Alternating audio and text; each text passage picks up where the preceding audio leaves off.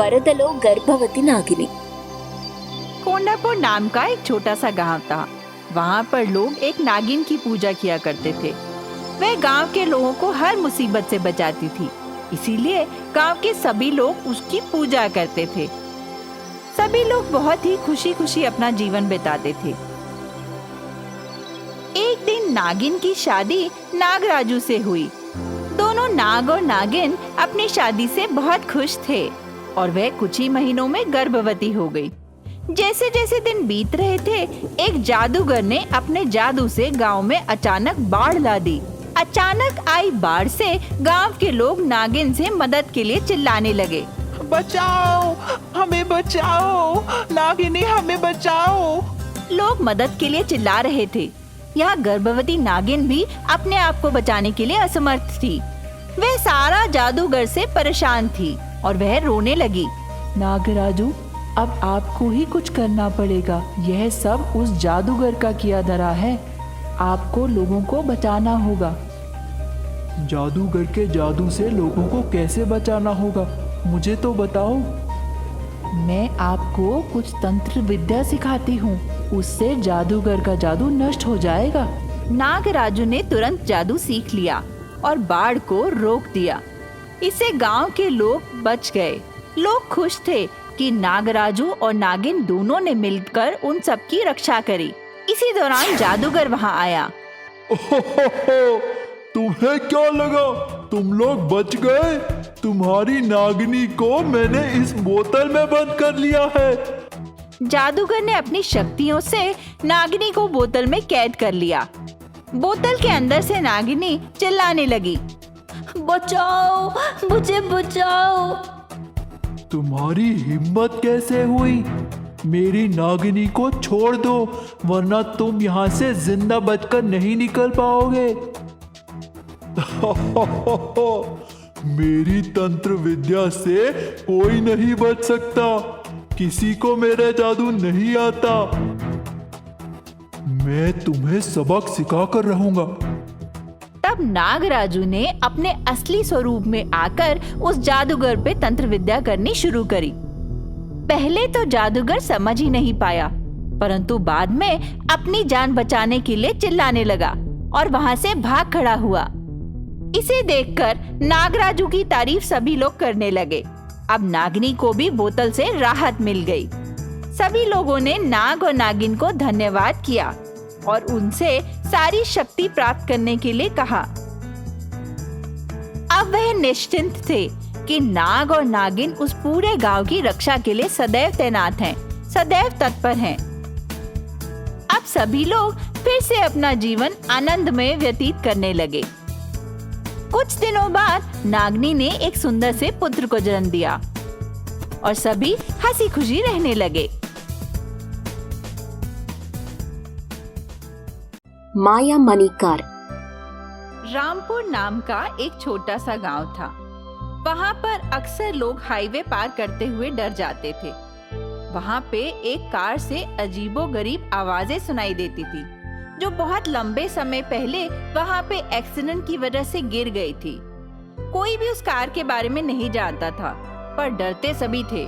एक दिन अचानक किरण जब वहाँ से जा रहा था, उसकी गाड़ी रुक गई, ठीक उसी जगह जिस जगह एक्सीडेंट की कार रखी हुई थी। काफी सालों से वह कार बंद थी। क्या हुआ? कौन है यहाँ पे? यहाँ तो कोई दिखाई ही नहीं दे रहा। मुझे क्यों रोका है? मुझे आगे जाना है। आसपास देखने पर किरण को कोई दिखाई नहीं दिया, पर गाड़ी में से आवाजें आ रही थी। मेरी मदद करो, कृपया मेरी मदद करो। किरण डर जाता है। कौन है? कौन है वहाँ? मेरा नाम रंगैया है। आज से 5 साल पहले मैं एक दुर्घटना का शिकार हुआ। तुम ये बातें मुझे क्यों बता रहे हो? डर के मारे कोई भी इस रास्ते से नहीं आता। तुम्हें देखा तो लगा कि तुम्हें बताना चाहिए। ठीक 5 साल पहले मेरे कार के मालिक शंकर और उनकी पत्नी दोनों ने मुझे ड्राइवर की नौकरी पर रखा। बहुत प्यार करते थे दोनों मुझे, बिल्कुल अपने बेटे की तरह। पर उनकी खुशी उनके भाई से नहीं देखी जाती थी। उसे बिल्कुल पसंद नहीं था कि वो लोग मुझे अपने बच्चे की तरह पालते हैं। उनके भाई ने उनके बच्चे को भी मारने की कोशिश करी। उसने मुझसे सारी जायदाद के पेपर और सारे घर की चाबियां भी छीनने की कोशिश करी। मुझे धमका कर कहने लगा, कागज दो जायदाद के, नहीं तो तुम्हें मार डालूंगा। मैं उसके पीछे गया और उसे जोर से मारा और वह तुरंत नीचे गिर गया। जी, हो सकता है ये फिर से उठकर हमें मार डाले और हमसे जायदाद के कागज छीन ले। अब हमें क्या करना चाहिए जी, बताएं। मैं उस बच्चे को लेकर हॉस्पिटल गया और गाड़ी में ही जायदाद के पेपर और चाबियां रख ली। मेरा एक्सीडेंट हो गया और सब कुछ मेरी गाड़ी में ही रह गया। यह सुनकर किरण हैरान हो गया और उसने पूछा, अरे ये बातें तुम मुझे क्यों बता रहे हो? तुम मेरी गाड़ी का दरवाजा खोल दो प्लीज। भूत किरण को गाड़ी का दरवाजा खोलने के लिए कहता है। किरण दरवाजा खोल देता है। तुम्हारा बहुत शुक्रिया भाई। अब एक काम करो, डिक्की खोल दो। किरण जैसे ही डिक्की खोलता है एकदम दंग रह जाता है।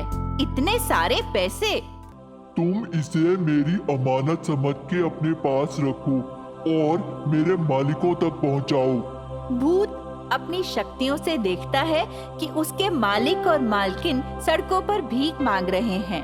फिर भूत किरण को साथ लेकर अपने मालिक और मालकिन को ढूंढने निकल जाता है। वह दोनों किरण और भूत को देखकर डर जाते हैं और भूत, जो कि उनका ड्राइवर था, उन्हें अपनी सारी स्टोरी बताता है। दंपत्ति अपने बारे में अब उन दोनों को बताती है। हमारा बच्चा और हमारा भाई दोनों की मृत्यु हो गई है। अब हमारे पास खाने को भी कुछ नहीं बचा।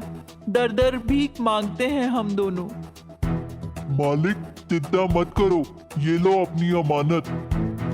भूत खुश था क्योंकि वह अपने मालिक के काम आ गया।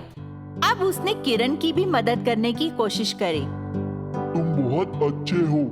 अब तुम्हें कोई भी समस्या आए तो डिक्की खोलो। डिक्की में तुम्हें बहुत सा सोना मिलेगा और तुम्हें कभी किसी चीज की कोई कमी नहीं होगी। ऐसा कहकर भूत गायब हो गया। उन शब्दों को सुनकर किरण चौंक गया। उसने तुरंत डिक्की खोली और ढेर सारे पैसे देखकर हैरान हो गया, लेकिन खुश हुआ कि उसकी मदद का उसे सच्चा फल भी मिल गया था। अब उस दंपत्ति को भी उनका घर वापस मिल गया था और सब खुशी खुशी रहने लगे।